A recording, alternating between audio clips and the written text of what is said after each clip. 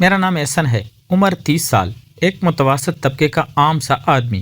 میری شادی کو 7 سال ہو چکے تھے اور میری بیوی مریم ایک سلجھی ہوئی، ذمہ دار اور خاموش مزاج عورت تھی۔ ہمارا رشتہ وقت کے ساتھ ایک عادت بن چکا تھا، نہ جھگڑے تھے نہ زیادہ باتیں، بس ایک ترتیب تھی جس میں ہم دونوں چل رہے تھے۔ صبح دفتر، شام گھر، کھانا، موبائل، نیند۔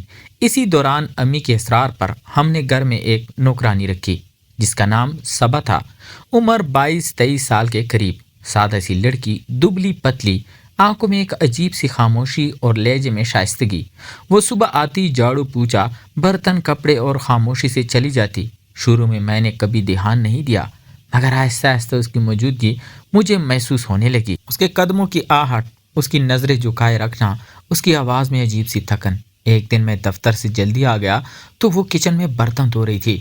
اس نے مجھے دیکھا تو چونک گئی، جلدی سے دوپٹہ ٹھیک کیا۔ میں نے سلام کا جواب دیا اور بغیر کچھ کہے کمرے میں چلا گیا، مگر دل میں ایک ہلکی سی لرزش رہ گئی۔ اس دن کے بعد میں انجانے میں اس کے آنے کے وقت گھر میں رکنے لگا، خود کو سمجھاتا کہ یہ سب وہم ہے، مگر دل بات نہیں مانتا تھا۔ مریم اپنی دنیا میں مصروف تھی، اس کی باتیں، گھریلو خرچ، رشتہ دار، ذمہ داریاں، اور میں سن کر خاموش ہو جاتا، جبکہ صبا کی خاموشی مجھے بولتی محسوس ہوتی۔ ایک دن میں نے اس سے پانی مانگا، اس کے ہاتھ کانپ رہے تھے، آنکھیں نیچے تھی۔ اس لمحے مجھے محسوس ہوا کہ میں صرف دیکھ نہیں رہا بلکہ محسوس کر رہا ہوں۔ یہ احساس خوفناک بھی تھا اور دلکش بھی۔ رات کو نیند نہیں آئی، ضمیر سوال کرتا رہا کہ یہ کیا ہو رہا ہے۔ وہ میرے گھر کی نوکرانی ہے، میری بیوی ہے، میں ایک ذمہ دار آدمی ہوں، مگر دل دلیل نہیں سنتا۔ دن گزرتے گئے اور یہ خاموش عشق دل کے کسی کونے میں پلنے لگا۔ میں نے کبھی بات نہیں کی اور کبھی قریب جانے کی کوشش بھی نہیں کی، بس نظریں، خیال اور ایک نام جو دل میں گونجتا رہتا، صبا۔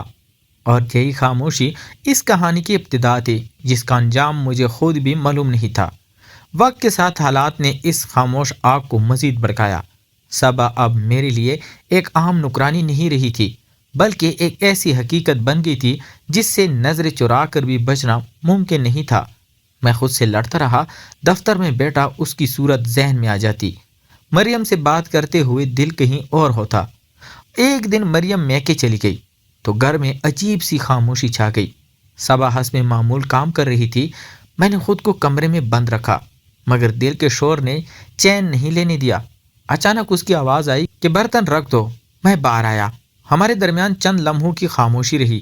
اس نے نظریں اٹھا کر مجھے دیکھا اور فوراً نظریں جھکا لیں۔ اس لمحے مجھے لگا کہ شاید وہ بھی کچھ سمجھتی ہے، مگر میں نے خود کو سنبھالا۔ میں نے بس اتنا کہا کہ صبا تم ٹھیک ہو؟ وہ چونک گئی، شاید کسی نے اس سے یہ سوال پہلے نہیں کیا تھا۔ اس کی آنکھوں میں نمی آ گئی، اس نے ہاں میں سر ہلایا۔ بس اتنا سا مکالمہ، مگر دل پر گہرا اثر چھوڑ گیا۔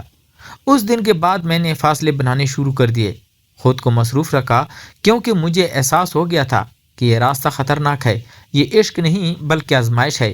مریم واپس آئی تو میں نے اس کے ساتھ وقت گزارنے کی کوشش کی، اسے محسوس نہ ہونے دیا کہ میرے اندر کیا طوفان چل رہا ہے۔ صبا نے بھی خود کو محدود کر لیا، وہ کم بولتی، جلدی چلی جاتی۔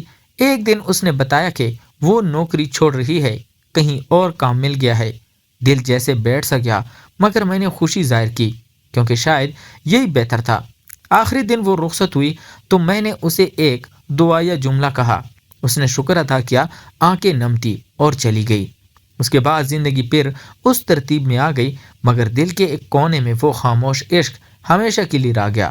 میں نے سیکھا کہ ہر محبت کو پانا ضروری نہیں، کچھ احساس صرف اس لیے آتے ہیں کہ ہمیں ہماری حد یاد دلا سکیں، اور شاید یہی اس کہانی کا سب سے سچا انجام تھا۔ تو پیارے دوستو، اگر کہانی پسند آئی ہے تو چینل کو لائک اور سبسکرائب کریں۔